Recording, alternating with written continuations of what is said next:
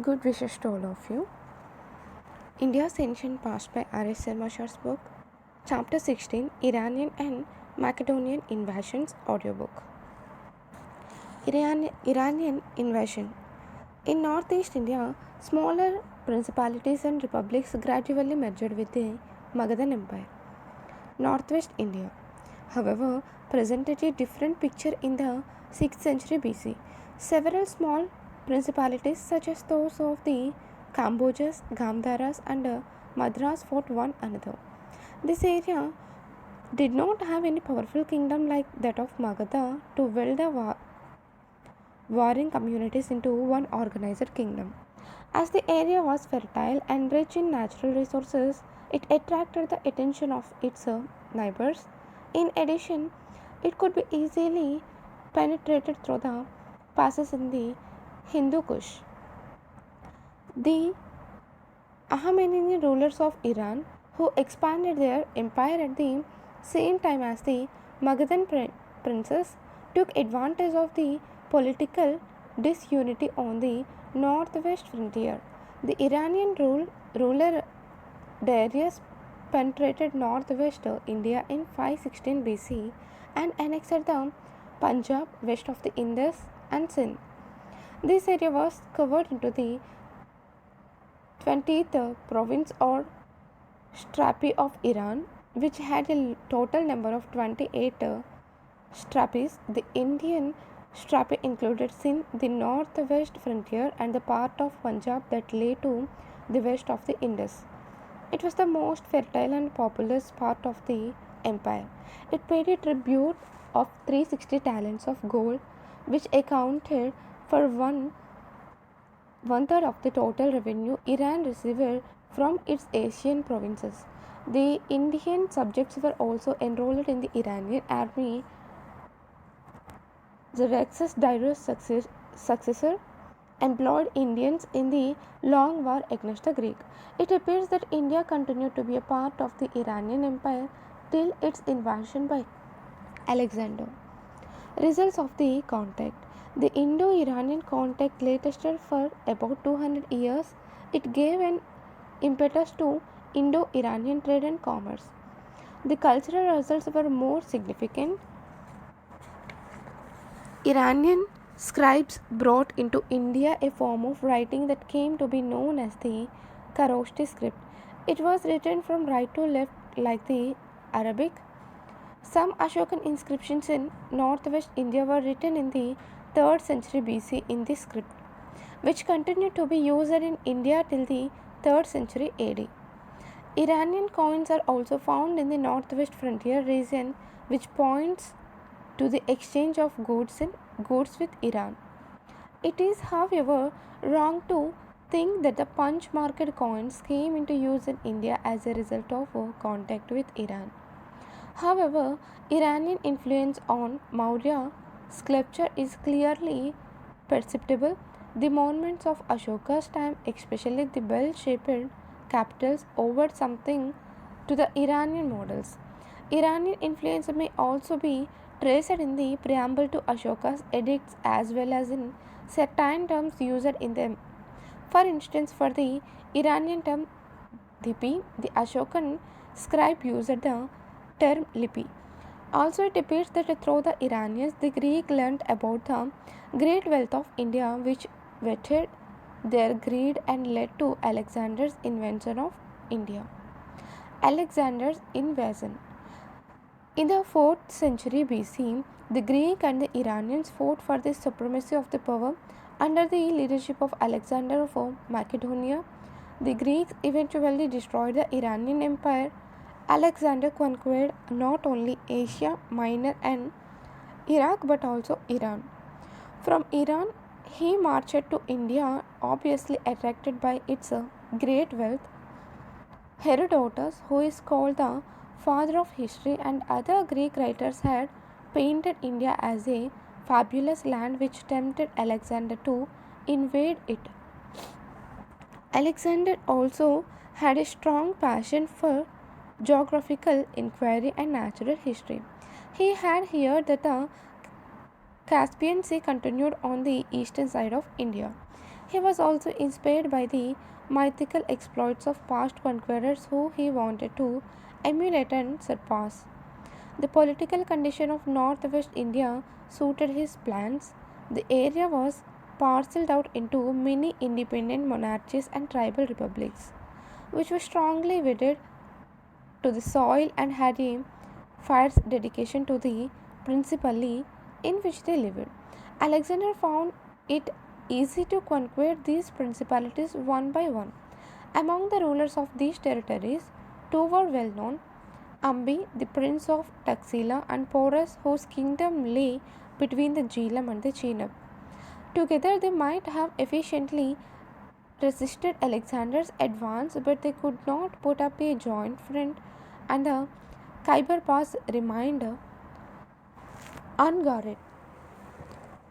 Following the conquest of Iran, Alexander moved on to Kabul, from where he marched to India through the Khyber Pass in 326 BC.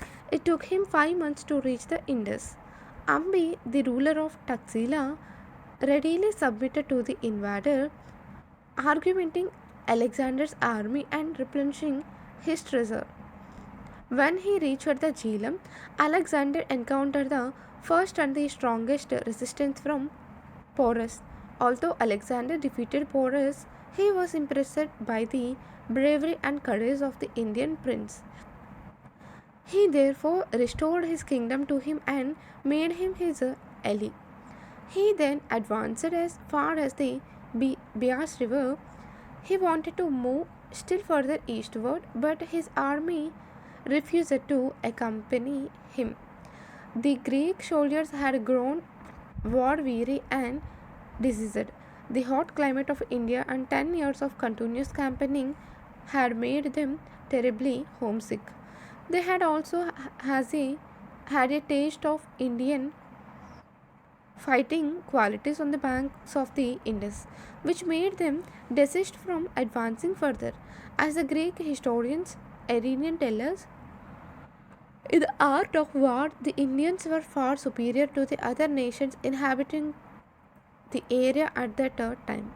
In particular, the Greek soldiers were told of a formidable power on the Ganges.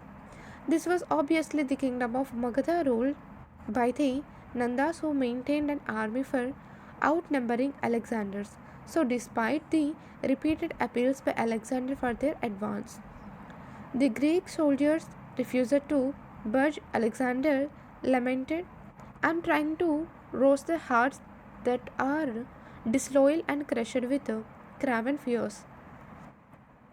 The king, who had never known defeat at the hands of his enemies, had to accept defeat from his own men. He was forced to retreat, and his dream of an Eastern empire remained unfulfilled. On his return march, Alexander vanished many small republics until he reached the end of the Indian frontier. He remained in India for 19 months, 326 to 5 BC, of continual battle, leaving him barely any time to organize his conquests. Still, he made some arrangements. Most of the conquered states were restored to their rulers, who submitted to his authority. His own territorial possessions were, however, divided into three parts and places under three Greek governors. He also found a number of cities to maintain his power in this area. Effects of Alexander's invasion. Alexander's invasion provided the first occasion when ancient Europe came into close contact with ancient South Asia. Alexander's Indian campaign was a triumphant success. He added to his empire an Indian province which was much larger than that conquered by Iran. However, the Greek possessions in India were soon lost to the Maurya rulers. The most important outcome of this invasion was the establishment of direct contact between India and Greece in various fields. Alexander's campaign opened up four distinct routes by land and sea, paving the way for Greek merchants and craftsmen and increasing the existing facilities for. Although we hear of some Greeks living on the northwest even prior to Alexander's invasion, the invasion multiplied Greek settlements in this area. The most important of these were the city of Alexandria in the Kabul region, Bokifala on the Zelam, the Alexandria in Sindh. Although the entire area was conquered by the Mauryas, the Greeks continued to live under both Chandragupta Maurya and Ashoka. Alexander was deeply interested in the geography of the mysterious ocean which he saw for the first time at the mouth of the Indus. He therefore dispatched his new fleet under his friend Nearest to explore the coast and searched for harbors from the mouth of the Indus to that of the Euphrates. As a result, Alexander's historians left valuable geographical accounts and also clearly dated records of Alexander's campaign, which enable us to definitively establish Indian chronology for subsequent events. Alexander's historians also provide us with important information about the social and economic conditions of the time. They tell us about the sati system, the sale of girls in marketplaces by poor parents, and the fine breed of oxen in northwest India. Alexander sent from there 22 lakh oxen to Macedonia for use in Greece. The art of carpentry was the most flourishing craft in India, and carpenters built chariots, boats, and ships. By destroying the power of petty states in northwest India, Alexander's invasion paved the way for the expansion of the Maurya Empire in that area. According to tradition, Chandragupta Maurya, who founded the Maurya Empire, had seen something of the working of Alexander's military mission and had acquired some knowledge that helped him to destroy the power of the Nandas. End of the chapter. Chronology before Christ. 6c.